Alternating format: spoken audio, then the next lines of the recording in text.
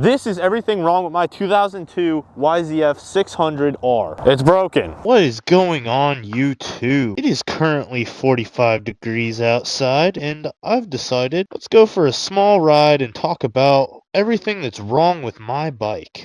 You know, the truth is, even though I have heated gear, living in Florida, I don't usually have an excuse to, well, wear it. Ooh, yeah, let's turn these gloves on, though. I am cold, and I'm in sweatpants. This is gonna be fun, and I don't even have my boots on. Look at me. But yeah, tonight it is cold enough to where I throw on the heated gear, and I have no shame in it. I do not want to freeze, and I'm already warming up, thankfully. Let's give her 30 seconds to warm up. Oh my god, it's unbelievably cold right now. I mean, for Florida. Why did I decide to do this right now? You know, the toughest part about filming stuff at night is actually finding somewhere you can just sit where there's no cars and nobody's gonna mess with you. Everybody always thinks that you're like suspicious for some reason, like a suspicious person whenever you're in full bike gear. Well, I guess, I don't know, do you count sweatpants as gear? Right now, I don't even have the pin lock in my helmet, so it keeps fogging up at these low speeds. I keep having to like speed up, let some air in my helmet, and then like shut my visor. Absolutely awful. If you have a pin lock, put it in. Don't be lazy like me. Alright, there's a lot more cars here than I actually anticipated, but I'm hoping to find one of these places that's just lit up enough for me to record. Okay, here's some lighting. This maybe could work. Oh, that's not concrete. Can't drive over that. Let me pop this dark visor up so I can actually see something. Oh my gosh, I can feel the warmth of the jacket, and I love it. Fun fact, I used to actually play soccer over there. The good old days. My glory days, if you will. Alright, let's get the tripod out and record something, shall we? You guys want to see a little bit of my quick setup? We got this, we got that. Ooh. Guys, should I do like a tutorial or maybe like just what I'm using as gear to record? Anybody else out there just wants to like copy my setup? I mean, don't get me wrong, I don't use the cheapest stuff, but it'll at least give you like an idea of what you need if you want to get cheaper stuff. Whew, I am cold. I'm so cold. Oh man, I'm cold. All right, shake it off. This is everything wrong with my 2002 YZF 600R. It's broken. Okay, so we got a couple little things and then one massive thing wrong with this bike. Although I love this bike, she is a 2002 and has a lot of issues. Some are small, and one of them is really bad, really so very bad. So let's start with the small things. So when I turn my bike on the tachometer, you'll see it just bounces up and down, up and down. It will go all the way to 0, then all the way up to 7,000 RPMs. In between, it will show my actual RPMs. So what that is a fault code saying that basically the bike can't tell how much fuel it has in it, and so it's not gonna trigger the low gas light to pop on. We also got a couple different lighting issues in here. We got this one that is just blinking for some reason. I don't understand it. And then we have this other one that's just kind of always illuminated. I think maybe something in the headlight area is just not in place. Next, we got turn signals. Well, actually, we don't have turn signals. We have one turn signal, and that's about it. Only one of the rear turn signals on this bike works. Something you might not be able to hear, maybe you can hear, is how loud this fan is. I'll turn it off.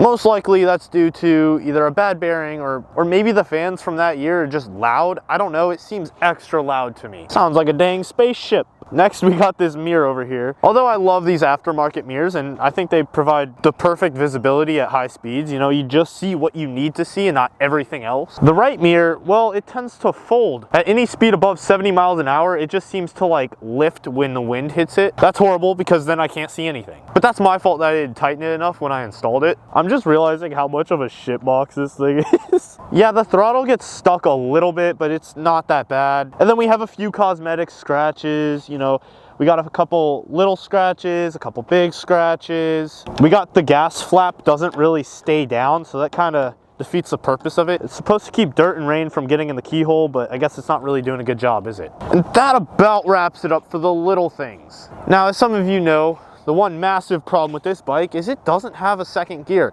And well, yes, technically it has a second gear. One unfortunate thing about this bike in particular is it is notorious for blowing second gear. It is notorious for developing what is a bent shift fork. And if you're wondering what it looks like this.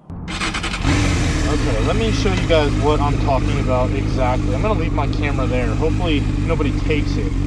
All right, first gear, right? Hardly under load, 3,500 RPMs. Second gear. Oh! Oh my God! Oh, it's so bad. So bad.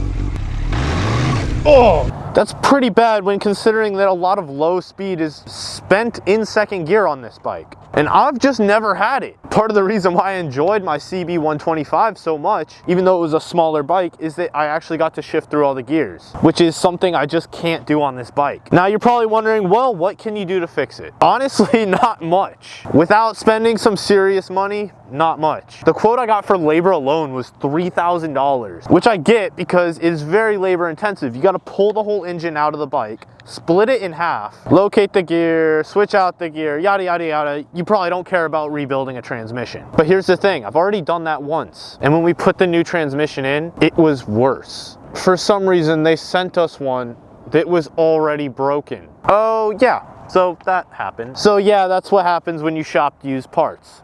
So what now? Because obviously I don't want to go through that again, and if I put a new one in, I want it to hold up. So what we're doing is actually sending it to a special shop that's gonna like heat it up and really, you know, harden the metal, if that makes sense. I don't know, just bear with me, I'm new to this. So yeah, we are going to buy a new transmission and get the whole transmission sent through this special process of hardening the gears, the shift forks, and the dogs, and well, blah, blah, blah, motorcycle talk, right? And she goes in for her big operation this weekend. So let's pray she gets the help she needs, because I can't keep doing this, both financially and well, it's pretty awful. Not to mention pretty scary. There was one time where it like jumped out a second, but then jumped back in, and all the RPMs that spun out dropped in and it lifted, and that was horrifying when I wasn't expecting it. Now that was like the first week I had it, so yeah, I was new and that horrified me. Now, geez, I try to get this thing off the ground, it's so heavy. So I guess we will see.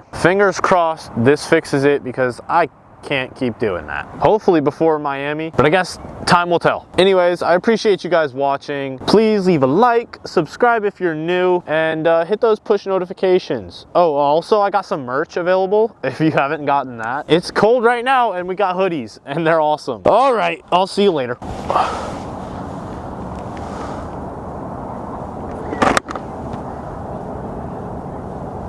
Okay.